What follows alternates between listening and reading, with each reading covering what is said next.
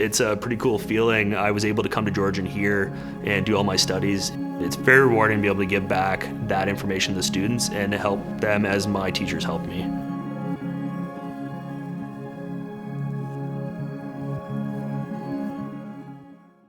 My name's Nick Hebner. I'm a plumbing technologist here at Georgian College. I'm a licensed plumber, gas fitter. I also hold a septic license and a welding ticket.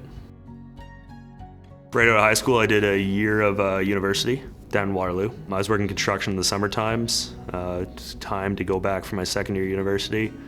And yeah, wasn't really wanting that type of life. So the construction company I was working for, they hired me on for the fall, and they suggested what I should kind of get into, and that was being a plumber. I ended up going to Georgian here for a plumbing techniques program. The techniques course gives you the ability to kind of have a leg up with the competition. I ended up going through the entire apprenticeship, taking all my training at Georgian College. So after the apprenticeship, I was doing a lot of heating systems and boilers and such. Worked for a great company, and I just decided it was time to hang my own shingle. I started my own company, and it got pretty busy pretty quick.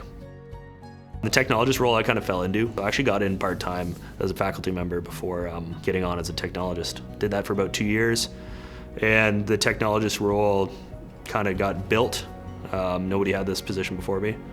I am with the students in the shop class, so that's for the technique shop and the apprenticeship shop, and then also engaging with the students for pretty much anything they need help-wise with the course and the curriculum. When we have shop classes, I gotta be here ready to go, make sure stuff's ready for the shop. When we don't have shop classes, I might be instructing another class or being the shops prepared for the kind of the next day. It makes me want to really keep up on plumbing and not get complacent, because you have students that are actively out in the field in all different various sides of the industry. So if they're asking you questions and they're wondering different things, I feel that I need to be on top of those questions. The process of getting signed up as an apprentice, it's definitely difficult. You really need to be putting both feet forward, being very proactive. In today's age, finding an apprenticeship can be a little easier because the demand is there. It's important to be loyal and show them you're willing to work, but also don't sell yourself short. We always tell our students that your apprenticeship is your own. No matter what company you work for, you take your apprenticeship with you. So whether you're traveling cross country, your apprenticeship hours, they're your own regardless of the company. The apprenticeship is 9,000 hours, which works out to be about 5 years in total. And in that, you gotta do 3 terms of schooling.